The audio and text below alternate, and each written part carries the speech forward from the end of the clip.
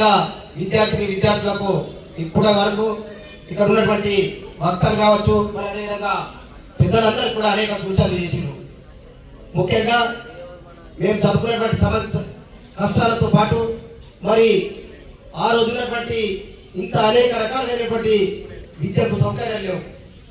మరి చారిచాలని సమస్యలు, అనేక సమస్యలతో ఉన్నటువంటి పరిస్థితుల్లో స్కూళ్ళలో టీచర్లు ఉంటే స్కూల్లో సంబంధించినటువంటి సరైన గదులు లేవు, మరి గదులు ఉంటే టీచర్లు లేరు అనే పరిస్థితి.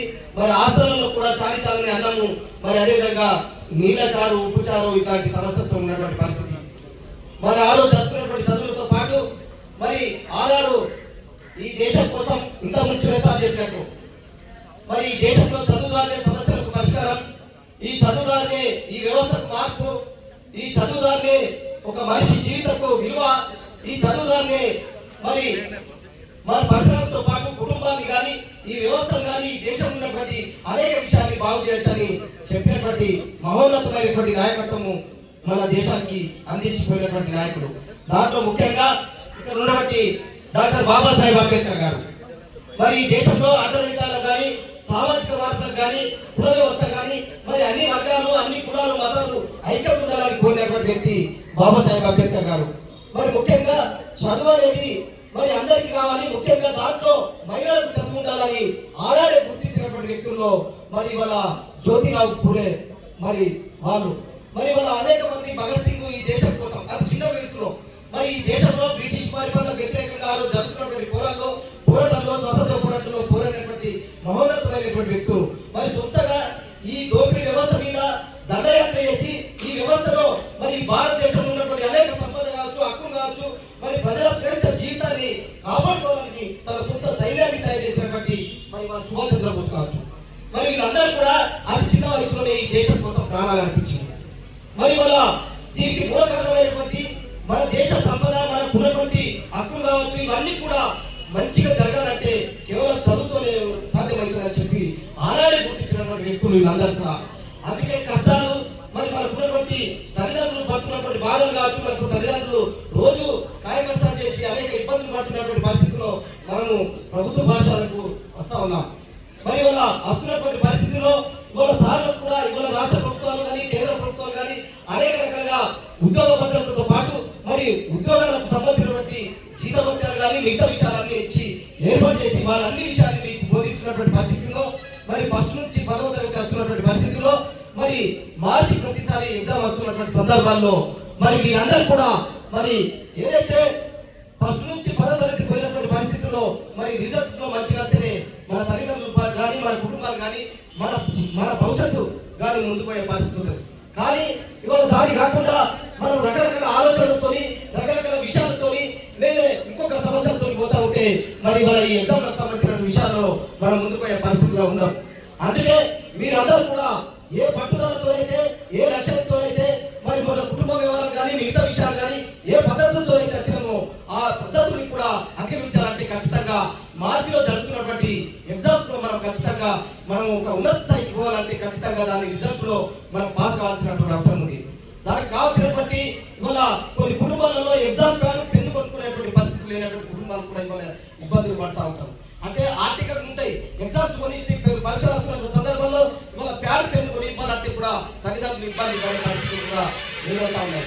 అందుకే దాదాపు గత 12 సంవత్సరాలుగా జైవిక సేవా సంస్థ మరి హాస్టల్, హై స్కూల్ తో పాటు మరి అనేక సామాజిక కార్యక్రమాలు చేస్తున్నటువంటి పరిస్థితి, ఆరోగ్యానికి సంబంధించి కావచ్చు, ఆర్థికంగా ఇబ్బంది పడుతున్నటువంటి వాళ్ళకి కావచ్చు, లేకపోతే పెళ్లినప్పుడు కావచ్చు, లేకపోతే ఇంకా చనిపోయినప్పుడు కర్మకాండకు ఇంకోటి కావచ్చు, ఇవన్నీ కూడా మేమందరం కూడా చేతోడుగా వాదులుగా మా సంస్థ సభ్యులందరూ కూడా ఇవాళ దానికి ఆర్థిక సహాయంగా చేస్తా ఉన్నాం.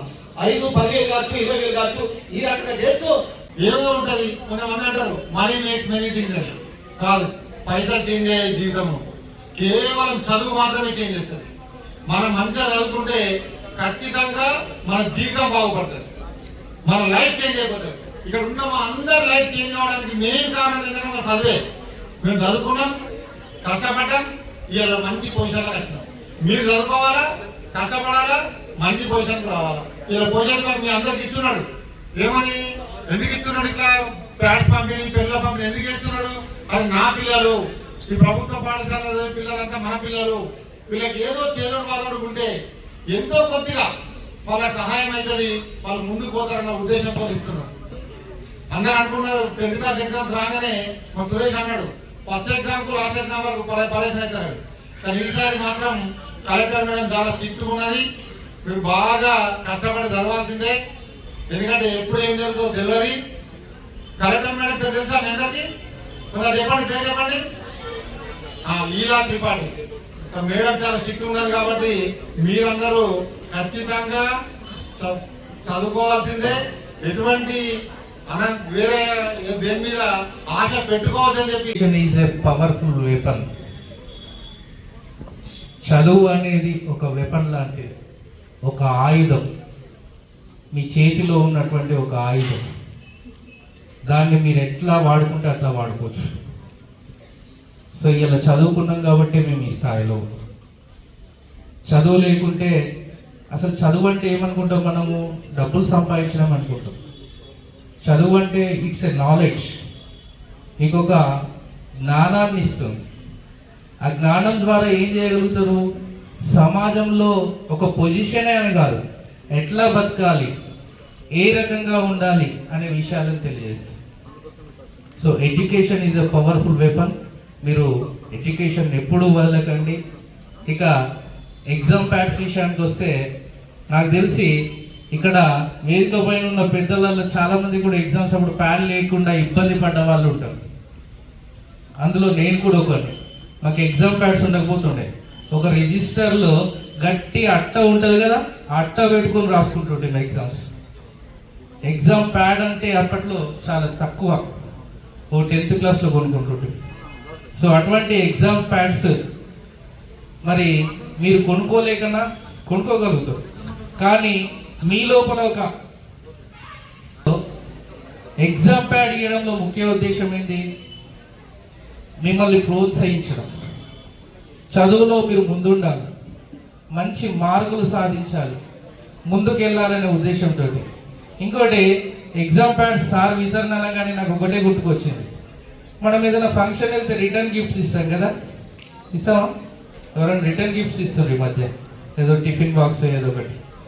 నేను మా పాప బర్త్డేకి ఎగ్జామ్ ప్యాడ్స్ ఇచ్చిన రిటర్న్ గిఫ్ట్ పిల్లలందరికీ. అంటే చదువు అనేది ప్రయారిటీ ఉంటుంది, ఇంపార్టెన్స్ ఉంటుంది.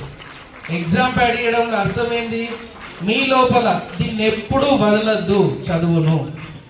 చదువును నమ్ముకోండి, మిమ్మల్ని ఉన్నత స్థాయిలో తీసుకెళ్ళి కూర్చోబెడుతుంది అనే విషయాన్ని మిమ్మల్ని గుర్తు చేయడానికి మరి ఎగ్జామ్ ప్యాడ్స్ ఇస్తున్నటువంటి తెడ్డుపోషెట్టన్న గారికి, వారి సంస్థకి ప్రత్యేకంగా మా మండల విద్యాశాఖ తరఫున ధన్యవాదాలు తెలియజేస్తూ, మీరు చాలా స్కూళ్ళలో చూస్తుంటారు, అక్కడ మీరు ఆఫీస్ రూమ్లో వెళ్తే బాయ్స్ స్కూల్లో బీరువా మీద కూడా తెడ్డుపోషెట్టి ప్రజెంటెడ్ బై అని ఉంటుంది.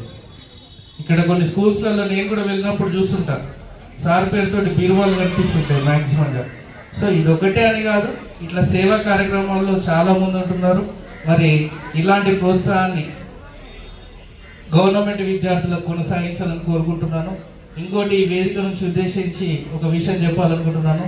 ఇవాళ మన మండలంలో ప్రతి ఉన్నత పాఠశాల, ప్రాథమిక పాఠశాల మంచి ఉపాధ్యాయులతో ఉంది, మంచి చదువు చెప్తున్నారు, మంచి విద్యను అందిస్తున్నారు. ఇవాళ తీసుకుంటే బాయ్స్ స్కూల్లో మంచి నిష్ణాతులైనటువంటి ఉపాధ్యాయులు ఉన్నారు, గర్ల్స్ స్కూల్లో ఉన్నారు, కేజీబీలో ఉన్నారు, మోడల్ స్కూల్లో ఉన్నారు, అభంగపట్నంలో ఉన్నారు, జన్నపల్లిలో ఉన్నారు, నాలేశ్వర్, బిన్నోలా, నాగేపూర్, ఇట్లా ప్రతి హై స్కూల్లో మంచి విద్యను అందిస్తున్నాం. సో వీళ్ళందరూ కూడా, మనందరికీ ఒక ఆలోచన ఉంటుంది, గవర్నమెంట్ స్కూల్ అంటే ఫ్రీ అనుకుంటాం. ఫ్రీ కాదు నాన్న, ప్రభుత్వం అనేది మీ పైన నెలకు 8,000 నుంచి 10,000 రూపాయలు ఖర్చు పెడుతుంది. ఫీజు రూపంలో, ఎంప్లాయీస్ శాలరీస్ రూపంలో, ఇన్ఫ్రాస్ట్రక్చర్ రూపంలో. సో మీ అందరికి ఒక ఆలోచన ఏముంటుందంటే ఫ్రీ అనుకుంటాం, గవర్నమెంట్ స్కూల్ అనుకుంటే ఫ్రీ అనుకుంటారు. కానీ ప్రభుత్వం అనేది ఒక విద్యార్థి మీద 8,000 రూపాయలు ఖర్చు పెడుతుంది నెలకు. ఏ ప్రైవేట్ స్కూల్లో ఉంది 8,000 రూపాయలు ఫీజు? ఉండదు. 10 నెలలు అంటే 80,000 అవుతుంది. 80,000 రూపాయలు ఫీజు ఉందా ఏదైనా ప్రైవేట్ స్కూల్లో? లేదు. సో మరి మీరు చదువుకునే చదువు మరి ఇది ఎక్కడిది? డబ్బు ప్రభుత్వానికి. ప్రభుత్వం అంటే ఎవరు? ప్రజలే. మనం ట్యాక్స్ల రూపంలో ఇతరత్ర రూపంలో మనం చెల్లిస్తున్నటువంటి డబ్బులు మరి తిరిగి మనపైనే ఖర్చు పెడుతుంటాం. సో గవర్నమెంట్ స్కూల్ అంటే ఫ్రీ కాదు, ఫ్రీ అనగానే ఒక చులకన భావం ఉంటుంది మనకు కదా. సో ఫ్రీ కాదు, దీనికి కూడా ఖర్చు అవుతుంది. కాబట్టి ప్రభుత్వ పాఠశాలలో మంచి ఉపాధ్యాయులు ఉన్నారు, నిష్ణాతులైన ఉపాధ్యాయులు ఉన్నారు. మరి మీరందరూ కూడా మంచిగా చదివి మరి ఉన్నత స్థాయిలో ఉంటూ ప్రభుత్వ పాఠశాలను బలపరిచేలా చేస్తారని చెప్పి ఆశిస్తూ ఈ కార్యక్రమానికి ఆహ్వానించినటువంటి జన వికాస్ సేవా సంస్థ అధ్యక్షులకి వారి సభ్యులకు అందరికీ ప్రత్యేకంగా నా తరఫు నుంచి ధన్యవాదాలు.